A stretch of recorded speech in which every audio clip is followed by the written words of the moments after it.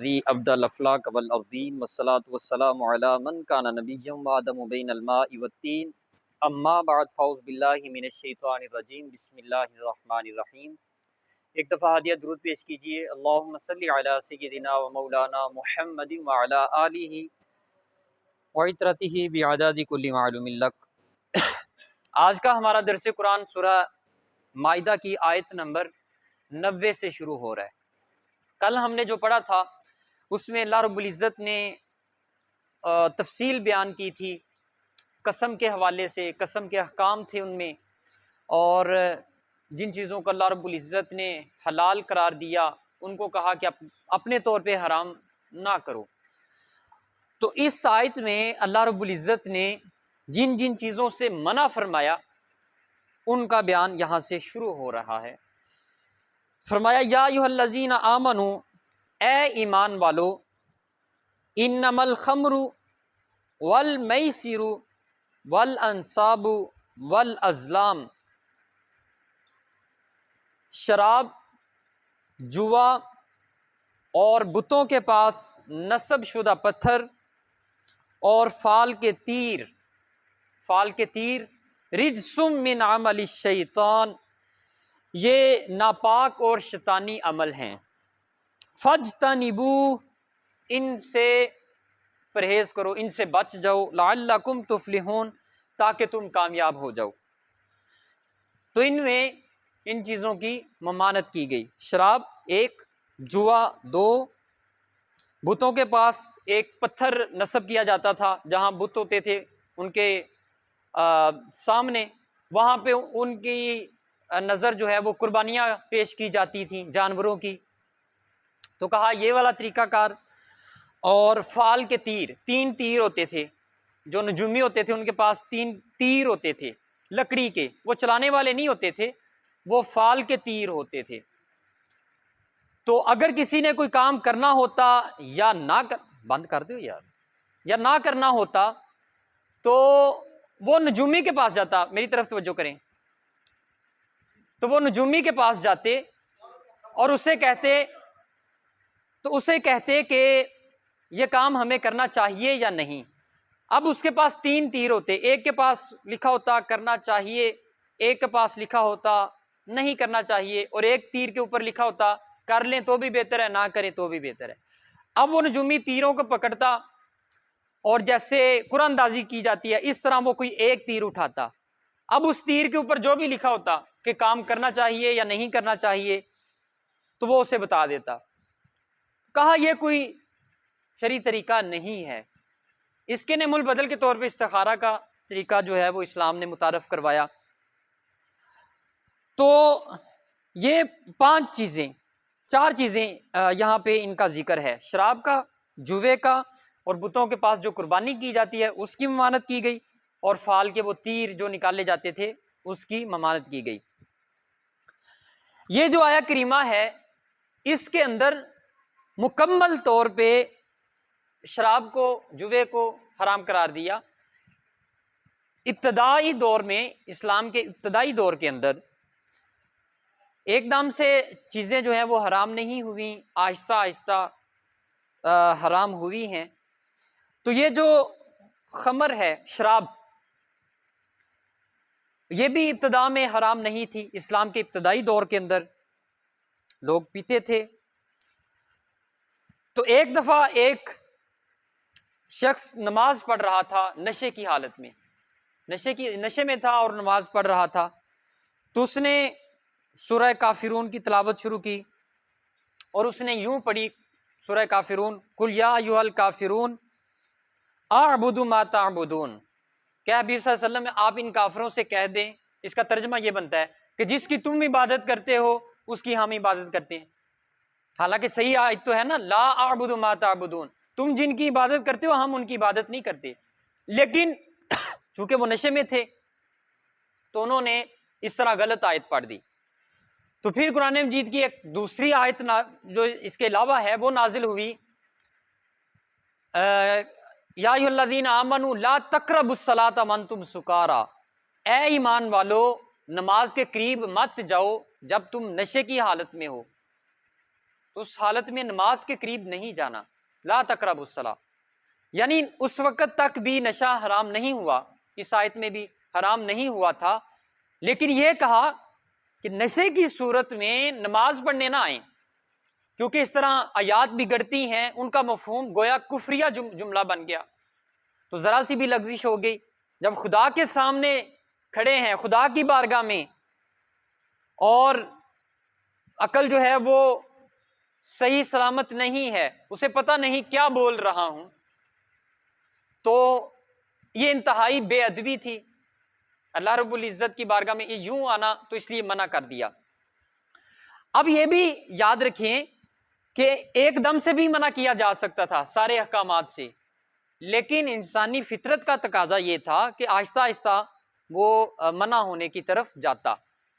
تو پھر جب یہ آیت نازل ہوئی، یا ایھا الذین آمنوا انما الخمر والمیسر، جو آج ہم پڑھ رہے ہیں کہ یہ شراب اور جوا اور اس کے علاوہ پانسے کا تیر، فال، اور بتوں کے پاس جو نصب شدہ پتھر ہے، یہ سب حرام ہے.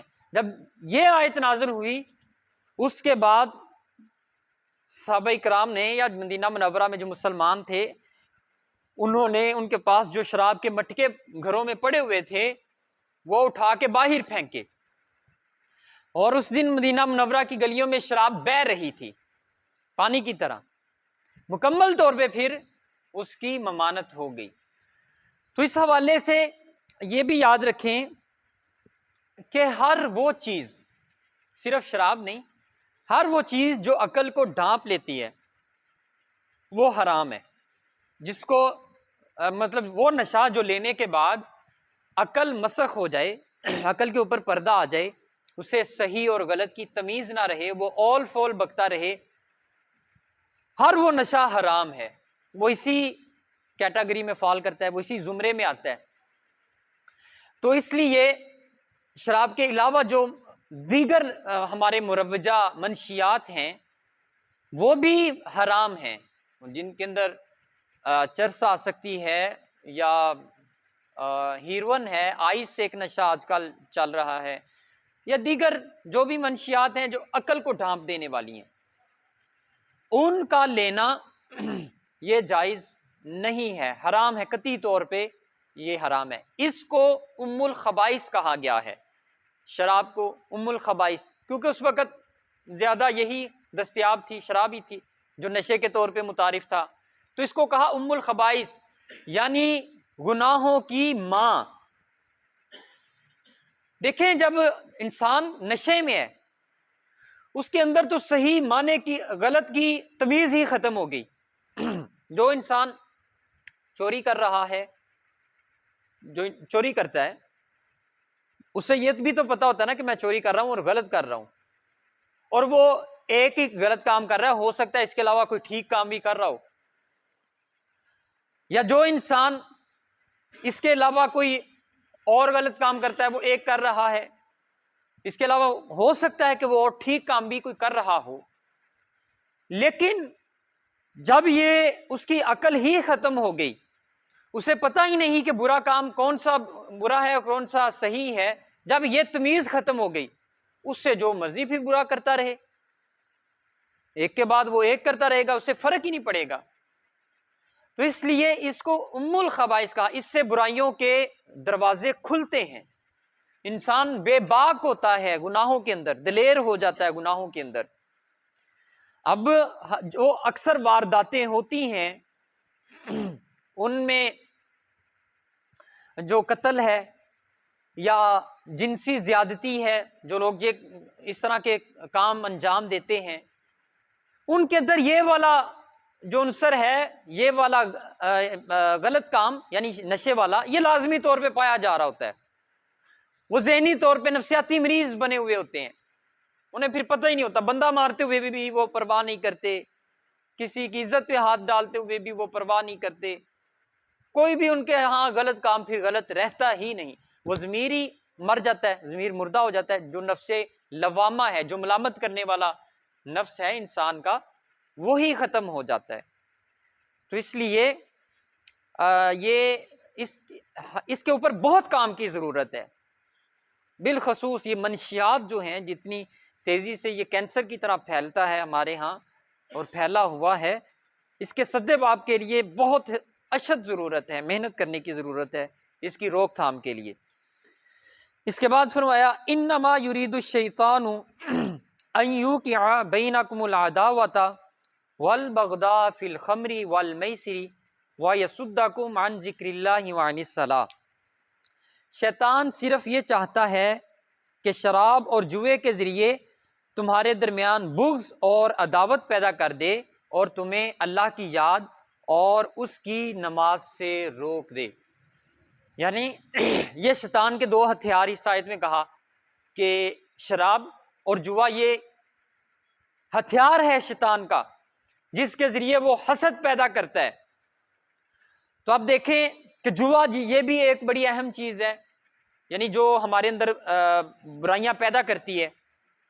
اب جو جواری ہیں، جو جوا کھیلنے والے لوگ ہیں، جن کو یہ لت پڑ جاتی ہے، یہ عادت پڑ جاتی ہے، یہ لعنت جن کے گلے میں پڑ جاتی ہے، وہ اپنی بیویوں کو جوے تک لگا دیتے ہیں، یہاں تک وہ گر جاتا ہے انسان، اتنا اخلاق باختہ ہو جاتا ہے۔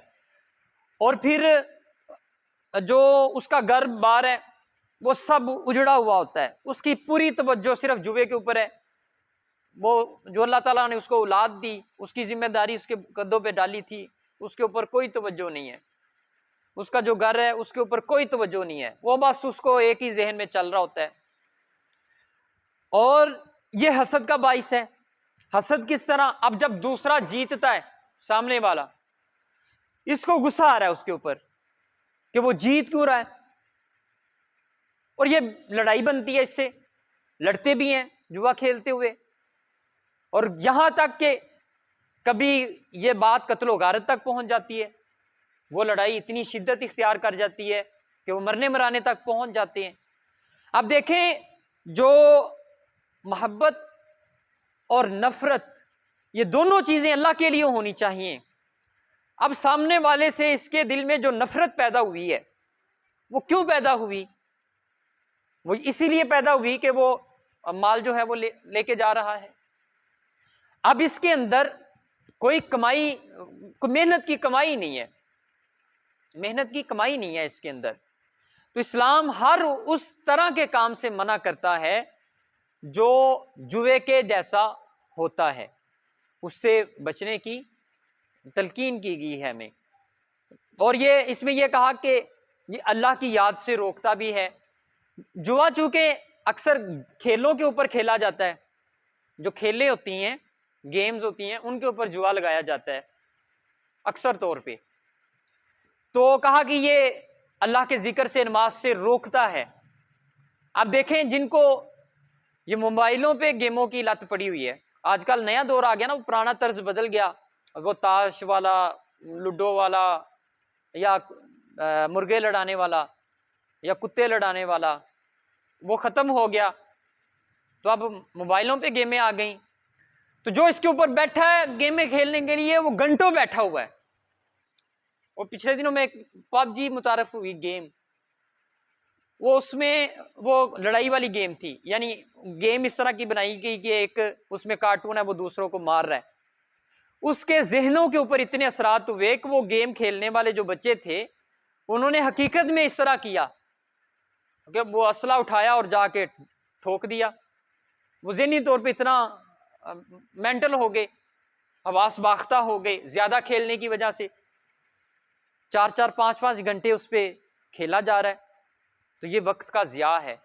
من حسن مر الاسلام ترکہ ما لا یعنیہ، مسلمان کے ایمان کا حسن یہ ہے کہ وہ ہر فالتو چیز کو چھوڑ دیتا ہے، فضول چیز کو چھوڑ، جس سے کوئی فائدہ نہیں ہو رہا، کوئی بینیفٹ نہیں ہے، اس سے کوئی منافع نہیں ہے، نہ دینی نہ دنیاوی۔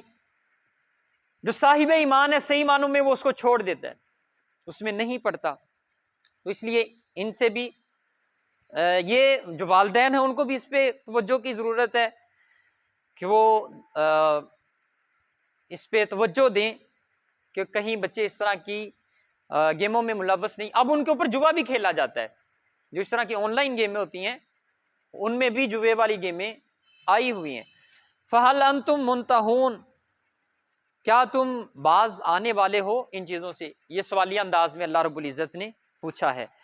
وَأَطِيعُوا اللَّهَ وَأَطِيعُوا الرَّسُولَ وَاحْذَرُوا، اور اللہ کا حکم مانو اور رسول کا حکم مانو اور محتاط رہو، یعنی احتیاط برتو۔ تو یہ محتاط ہونا یعنی حساس ہونا، پرکھنا اپنے آپ کو، یہ انتہائی ضروری ہے۔ فَإِن تَوَلَّيْتُمْ فَاعْلَمُوا أَنَّمَا عَلَىٰ رَسُولِنَا الْبَلَاغُ الْمُبِينُ، اور اگر تم نے حکم عدولی کی تو جان لو کہ ہمارے رسول پر تو صرف احکام کو صاف طور پر پہنچا دینا ہے، یعنی نبی محترم صلی اللہ علیہ وسلم کا کام تھا آپ تک پہنچا دینا، بچنا آپ نے خود ہے۔ یہ الزام نہیں دیا جا سکتا کل بروز قیامت کہ ہم تک تو کسی نے تبلیغ ہی نہیں پہنچائی یا ہمیں صحیح روکا نہیں گیا، تو روکنا یہی تھا کہ بتا دینا کہ یہ غلط ہے، تو وہ حضور علیہ الصلوۃ والسلام بتا چکے۔ لیس علی الذین آمنوا وعملوا الصالحات جناح فیما طعموا اذا متقوا وآمنوا، ایمان والے اور نیک عمل کرنے والے جو کچھ پہلے کھا پی چکے ہیں اس سے ان پر کوئی باز پرس نہیں ہوگی، یعنی پوچھ گچھ نہیں ہوگی۔ اذا متقوا وآمنوا وعملوا الصالحات، بشرط یہ کہ وہ اللہ سے ڈرتے ہوں اور ایمان پر برقرار ہوں، یعنی اب وہ ان لوگوں کا معاملہ آیا جو پہلے یہ عمل کرتے رہے، جو شراب پیتے رہے یا جوا کھیلتے رہے یا دوسرے دیگر گناہوں میں ملوث تھے، اسلام کے دائرے میں آ گئے۔ ان کے متعلق کہا کہ جو پہلے ہو چکا وہ اللہ رب العزت ان کو معاف کرے گا، بشرط یہ کہ وہ نیک عمل کرتے رہیں آئندہ اور توبہ کریں۔ ثم اتقوا وآمنوا ثم اتقوا واحسنوا، اور نیک عمل کریں، اللہ سے ڈریں اور بدستور ایمان پر قائم رہیں۔ واللہ یحب المحسنین، اور اچھے کام کرتے رہیں، اللہ اچھے کام کرنے والوں کو پسند کرتا ہے۔ تو آج بھی اگر کسی کی سابقہ زندگی اس طرح کے معاملات میں گزری ہے تو اسے چاہیے کہ وہ ان کاموں سے توبہ کرے اور اللہ کے حضور سچے دل سے یہ تہیہ کرے کہ وہ آئندہ بچے گا۔ تو جو توبہ کرنے والا شخص ہے، التائب من الذنب کمن لا ذنب لہ، کہ توبہ کرنے والا یوں ہی ہو جاتا ہے جیسے اس نے کوئی گناہ کیا ہی نہیں تھا۔ تو یہ اللہ رب العزت کی رحمت کا ایک موقع ہے، سنہری موقع۔ اللہ رب العزت ہمیں عمل کی توفیق عطا فرمائے، وما توفیقی الا